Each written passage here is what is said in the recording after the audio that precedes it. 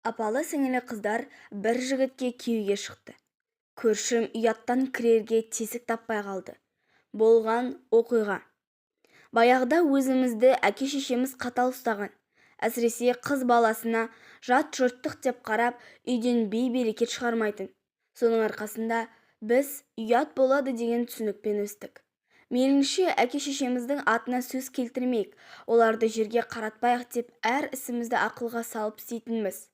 Ал бізден кейінгілер баланы еркін өсіру керек дегенді миларына тоқып алған. Қызына да, ұлына да тәйт демейді. Нәтижесі міне, алыстан іздеудің қажеті жоқ. Көшімнің 2 қызы бір еркекке бәйбіше, тоқал болып тиіп отыр. Темірбек пен Сабиралар біздің елге осыдан 20 жылдай бұрын көшіп келген. Ол кезде екеуі де енді үйленген тұғын. Темірбек ауылда тіс дәрігері болып істеді. Әйелі мектепте музыка пәнінен сабақ береді.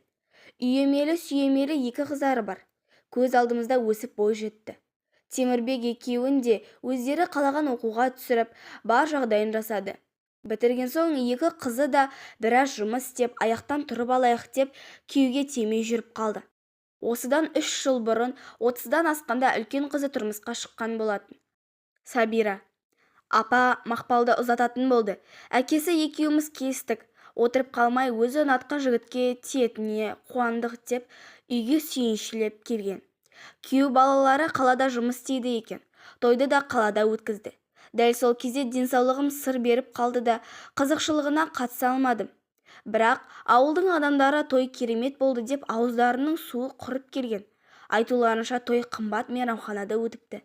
Біраз уақытқа дейін дастарханға қойылған таңсық тағамдарды аңсап, жыр қылып айтып жүрді. Атаулары да адамның тілі келмейтін өзгеше, кілең біз естімеген тағамдар. Ауқатын қойшы, 2 жас бақытты болып, өздерінен көбейсе болды да, деп мырс еткем. Таяуда алыста отыратын көршім. Темірбек пен Сабираның 2-ші қызы тұрмысқа шығады екен ғой. Сен естідің бе деп қалды. Арамызда үй жоқ, жанымда тұрып естімегеніме біртүрлі болып қалдым. Содан кешкісін шалымды ертіп, көршіміздің үйіне бардық. Құда келіп жатыр екен. Кештеу естіп қалыппыз. Құтты болсын. Қай елмен құда болып жатсыңдар деп, шалымыз екеуміз сұрақты төпелетіп жатырмыз. Сабира көзіне жас алып қалды. Темірбек күмілжіп, абыржып кетті. Кейін отбасындағы жағдайды амалы жоқ бізге айтып берді. Кішкентайдан қолымызда өскен Маржан қызымыздың кімге тұрмысқа шығып жатқанын естігенде есімізден танып құлай жаздадық. Мұндайда сұмдық болады екен. Тіпті айтуға тіл бармайды. Көршіміздің 2-ші қызы өзінің туған жездесіне тиіп жатыр екен. Басқа түссе баспақшыл, басқа түскен соң көнеді екенсің деп Сәбет сөз бастады. Айтуынша үлкен қызы бала көтермепті. Күйеу бала мен қызымыздың барған жері, баспаған тауы жоқ. Дәрігерлердің бәрін аралап шықты. Олардың қызымыздың бедеу екенін айтыпты. Екеуі ойлана келе суррогат ананың көмегіне жүгінбекші болған. Жан-жақтан іздестіріп, өздеріне ұнайтын адамды таппапты.